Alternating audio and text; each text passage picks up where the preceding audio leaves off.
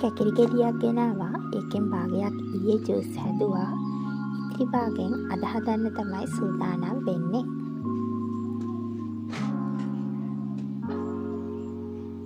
මේ විදියට මම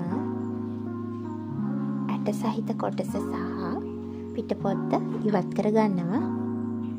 මේක හරි ඉක්මනට පහසුවෙන් හදාගන්න පුළුවන් ජූස් එකක්. ඒ වගේම හරිම රසයි මේක.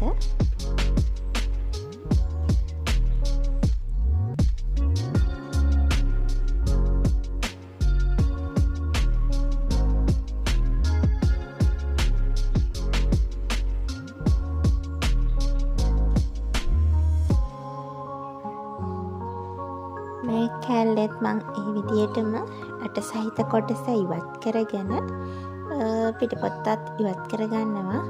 ඒකේ නම් පිටපොත්ත ඉවත් කරගන්නකොට දෙකට කැඩුනා.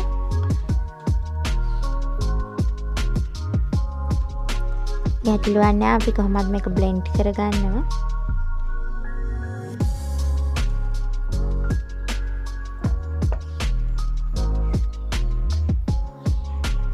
දැන් මේක කොටස් වලට කපලා මම බ්ලෙන්ඩ් ජාර් එකට හැම දාගන්නවා.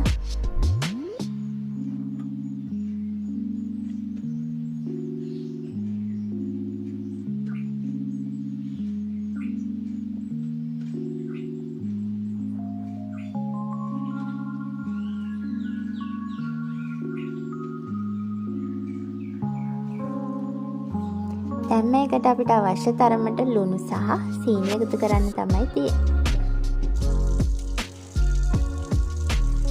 ඊළඟට වතුරත් අවශ්‍ය පරිදි එකතු කරගන්නවා. මෙතෙන් ඔයාලට ටිකක් ගන්නට වගේ ඕන නම් වතුර අඩුවෙන් එකතු කරගන්න. එහෙම නැත්නම් වතුර ටිකක් වැඩියෙන් එකතු කරගන්න. මේ තියෙන්නේ බ්ලෙන්ඩ් කරගත්ත ජූස් එක.